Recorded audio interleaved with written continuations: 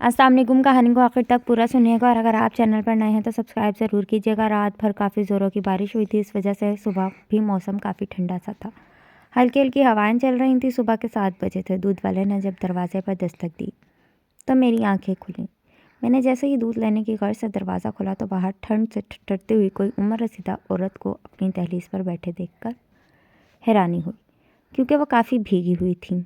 उसे साफ जाहिर हो रहा था कि सारी रात वो बारिश में भीगते और ठंड में ठिठुरते हुए गुजारी होगी, और हो सकता है रात भर हमारी ही दहलीज पर हों।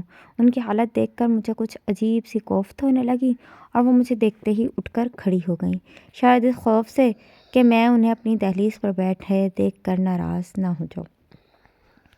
मुझे न जाने कि उनसे एक हमदर्दी सी होने लगी। एक तो उम्र रसीदा औरत, उस पर रात भर बारिश में भीगती रही हैं। वो हमारे दरवाजे पर दस्तक भी तो दे सकती थी। मैं यही सोचते हुए खड़ी रही। वो शायद जाने के लिए मुड़ी। मैंने जल्दी से उन्हें आवाज़ दी, सुनिए, क्या आप रात भर इस तेज़ बारिश में यहीं बैठी नहीं? उन्होंने इस बात में अपना सर हिलाया। उनकी खामोशी और झिझक से मुझे यकीन हो गया कि वह बेचारी दुखियारी और बेसहारा है।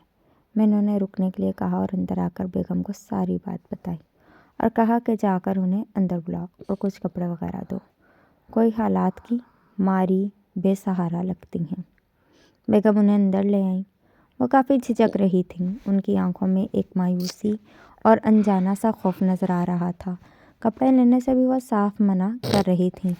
फिर हम मियाँ बीवी के बेहद इसरार पर कि रात भर भीगने की वजह से तबीयत ख़राब हो सकती है, उन्होंने मुश्किल से कपड़े बदले और हमारी ज़िद पर नाश्ता किया। फिर मेरी बेगम उनसे पूछने लगी, आप तो किसी अच्छे घर की लगती हैं, फिर यूँ रात के अंधेरे और तेज़ बारिश में तन्हा कहाँ से आई थी? क्या इस शहर में आपका कोई नहीं? आपने हमारे दरवाजे पर दस्तक देकर हमसे मदद क्यों नहीं मांगी? इन सवालात से उनकी आंखें बेख्तियार छलक पड़ीं, जैसे उनकी दुखती रग पर हाथ रख दिया हो।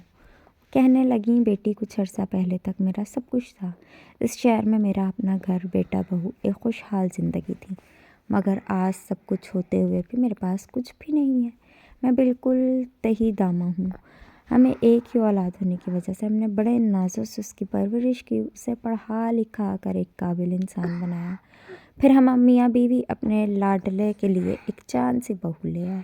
सब कुछ ठीक चल रहा था। एक दिन मौत ने हमारे दरवाजे पर दस्तक दी और मेरे शौहर को मुझसे हमेशा के लिए जुदा कर दिया। घर के बड़े सरपरस्त का साया जैसे ही उठा, सब कुछ तब्दील हो गया। ना वो अपनापन रहा, ना वो प्यार, और ना ही रिश्तों में वो शिद्दत। सब कुछ ख़त्म हो गया। मैं ख़ुद को बहुत तन्हा महसूस करने लगी। अपने ही घर में मुझे अजनबी होने का एहसास होने लगा। मुझे लगता कि मैं अपनी ही औलाद को एक बोझ लगने लगी हूँ। फिर एक दिन मेरे बेटे ने यह फ़ैसला सुनाया कि वो इस घर को बेचकर किसी अच्छी जगह अपना नया घर बनवाना चाहता है। तब तक वो लोग बहू के मेके में रहेंगे। मेरे लिए हुक्मनामा साजिर हुआ कि मैं अपने गांव जाकर अपने किसी रिश्तेदार के पास रह लूं। जब घर का इंतज़ाम हो जाएगा मुझे बुला लिया जाएगा। मैं सोचने लगी, अपने गांव जाकर अपने रिश्तेदारों को क्या बताऊंगी और वहां पर कैसे रह पाऊंगी। वक्त और हालात की मारी आखिर करती भी क्या। मजबूरन किसी तरह दिल पर पत्थर रखकर गांव पहुंच गई और वहीं पर रहने लगी। मुझे गांव में रहते हुए पूरे 4 साल का अरसा गुजर गया। मैं शर्मिंदा सी ज़िंदगी के दिन काट रही थी। हमेशा मेरी आंखें अपने बेटे की मुंतज़िर रहती, मगर इस दरमियान मेरे बेटे ने एक बार भी आकर मुझसे मिलना तो दरकनार मेरी खैर खबर तक लेने की कोशिश नहीं की। लेकिन मैं माँ थी। ममता की तड़प और कसक ने मुझे बेचैन कर रखा था। रातों की नींद मेरी आंखों से छिन चुकी थी। न जाने क्या क्या ख्यालात मेरे जहन में आकर मुझे मुंतशिर कर जाते। एक मुद्दत से अपनी औलाद की कुछ भी खबर न पाकर मैं बेचैन हुआ उठी। पता नहीं मेरा बेटा किस हाल में होगा। खुदा न करे किसी मुसीबत या परेशानी में न घिर गया हो। मैंने ठान लिया कि मैं खुद शहर आकर दरियाफ्त करूंगी और कल मैं अपने गांव से शहर चली आई। यहाँ आने के बाद मेरे कदम सीधा अपनी रहाइशगाह की तरफ चल पड़े। वहाँ जाकर दरियाफ्त करने पर पता चला मेरा बेटा और बहू कब के इस घर को फ़रोख्त करके नए घर में मुंतकिल हो चुके हैं और बड़ी आसूदा ज़िंदगी गुजार रहे हैं। پڑوسیوں سے اپنی اولاد کی آسودہ اور خوشحال زندگی کے بارے میں جان کر میرا چہرہ ضرور کھل گیا، مگر سینے میں کچھ ٹوٹ کر بکھر سا گیا۔ رہی سہی امید بھی ریزہ ریزہ ہو گئی۔ میری آنکھوں کے آگے اندھیرا چھانے لگا۔ میں سوچنے لگی کہ پھر سے گاؤں جاؤں گی تو رشتوں میں کئی سوال اٹھیں گے جن کا میرے پاس کوئی جواب نہیں تھا۔ انہی سوچوں میں بھٹکتے ہوئے نہ جانے کب رات ہو چلی۔ زوردار کی بارش کی وجہ سے مجھے آپ کے گھر کی دہلیز کا سہارا لینا پڑا۔ ان کی باتوں کو سن کر میں سوچنے لگا، ماں باپ تو بچوں پر اپنا سب کچھ نچھاور کر دیتے ہیں، اپنے آپ کو لٹا کر ان کا دامن خوشیوں سے بھر دیتے ہیں، مگر والدین کو جو امیدیں اپنی اولاد سے وابستہ ہوتی ہیں، وقت پڑنے پر اولاد اس پر کھری کیوں نہیں اترتی؟ ان کی امیدوں پر پانی پھیر کر انہیں بے سہارا کیوں کر دیا جاتا ہے؟ کیا ان کا ضمیر بھی انہیں ملامت نہیں کرتا ہوگا؟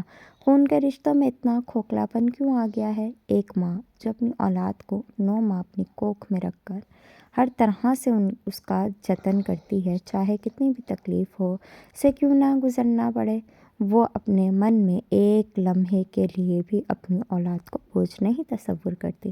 مسکراتے ہوئے ہر درد کا سامنا کرتی ہے۔ اس ننھی سی جان کو دنیا میں آتے دیکھ کر پھولے نہیں سماتی، اپنا خون جگر دے کر اس کی پرورش کرتی ہے، اسے انگلی پکڑ کر اپنے پیروں پر چلنا سکھاتی ہے، قدم قدم پر اپنی خوشیوں کی قربانی دے کر پال پوس کر اسے کسی قابل بنایا جاتا ہے۔ پھر جب اولاد کی باری آتی ہے تو ماں باپ کے لیے گھر کے ایک کونے میں بھی جگہ کیوں تنگ ہونے لگتی ہے؟ ایک ایسی اولاد ہے جو ماں باپ کو بوجھ سمجھ کر کنارہ کشی اختیار کر لیتی ہے۔ اچھا، اب میں چلتی ہوں۔ آپ لوگوں کا بہت بہت شکریہ۔ میں سوچوں میں ڈوبا، ان کی آواز پر جیسے چونک پڑا۔ میں اور میری بیگم دونوں نے ایک ساتھ بول پڑے، آپ کہاں جائیں گی؟ آپ چاہیں تو ہمارے گھر میں رہ سکتی ہیں۔ وہ کہنے لگیں، آپ نے مجھ سے اتنی ہمدردی کی، یہی بہت ہے۔ میری اولاد تو مجھے بہت سمجھ کر اپنے گھر سے نکال دیا، اب میں آپ لوگوں پر بوجھ نہیں بننا چاہتی۔ میں نے کہا، آپ یہ کیسی باتیں کر رہی ہیں؟ کوئی کسی پر بوجھ نہیں بنتا، ایسا تو کم ظرف سوچتے ہیں۔ اللہ نے جب انسان کو اس دنیا میں بھیجا ہے تو اپنے بندوں کے لیے جینے کی راہیں بھی وہی ہموار کرتا ہے۔ آپ ہماری ماں کی طرح ہیں، اس دنیا میں ہمارا کوئی بڑا بزرگ نہیں۔ آپ ہمارے ساتھ رہیں گی تو ہمیں خوشی ہوگی اور ہم ماں کی ممتا کا سایہ بھی بنا رہے گا۔ ہماری بات مان جائیے۔ ہمدردی کی 2 باتوں سے ہی ان کی آنکھیں بے اختیار آنسوؤں سے چھلک پڑیں۔ شاید یہ دل میں چھپے بے انتہا قرب کا بوجھ تھا جو آنسوؤں کا روپ دھارے بہنے لگا۔ ہمارے اصرار پر وہ انکار نہیں کر سکیں اور ہمیں خوش رہنے کی دعائیں دیتے ہوئے اس دن سے ہمارے ہی گھر کی بن کر رہ گئیں، ہماری ماں جی اور ہمارے چھوٹے سے بیٹے شکیل کی دادی ماں۔ میرا بیٹا شکیل 4 سال کا تھا۔ 2-4 دنوں میں ہی وہ انہیں دادی ماں کہتے ہوئے ان سے کافی گھل مل گیا تھا۔ دن ہو یا رات انہی سے چمٹا رہتا، انہی کے ہاتھوں سے کھانا کھاتا، انہی کے ساتھ کھیلتا اور انہی کے پاس سوتا۔ وہ بھی تو اسے بے انتہا پیار کرتیں، اس کا ہر طرح سے خیال رکھتیں۔ وہ جب سے آئی تھیں باوجود منع کرنے کے بیکار ہی نہیں بیٹھتی تھیں، گھر کے کاموں میں میری بیگم کی مدد کرتیں اور خاص اپنے ہاتھوں سے اچھے اچھے پکوان بنا کر کھلاتی۔ ان کی بے مقصد چاہت اور شکیل سے ان کا لگاؤ دیکھتے ہوئے مجھے لگتا ہے یہ ماں کا دل تو ممتا کا تھا سمندر ہے، جتنا بھی لٹائے ممتا کی شدت کم نہیں ہوتی۔ ہمارے گھر میں ان کی آمد سے ہمیں ایک انمول سی راحت اور خوشی مل گئی۔ شکیل کا اسکول گھر سے قریب ہونے کی وجہ سے بیگم دوپہر میں کھانا جا کر کھلا دیا کرتی، ماں جی بھی بیگم کے ساتھ اسکول چلی جایا کرتی اور پھر شام میں بھی دونوں مل کر شکیل کو اسکول سے گھر لے آتی۔ بیگم بھی ماں جی کا ساتھ پا کر بہت خوش تھیں۔ اس طرح دن مہینوں میں اور مہینے سالوں میں تبدیل ہوتے گئے۔ ماں جی کو ہمارے ساتھ رہتے ہوئے 3 سال کا عرصہ گزر گیا تھا، پتہ ہی نہیں چلا۔ وہ ہمارے گھر میں مطمئن ضرور تھیں، مگر نہ جانے کیوں میں جب بھی انہیں اپنے بیٹے شکیل کو پیار کرتے اسے نہارتے ہوئے دیکھتا تو مجھے ان آنکھوں میں ایک عجیب سی پیاس نظر آتی۔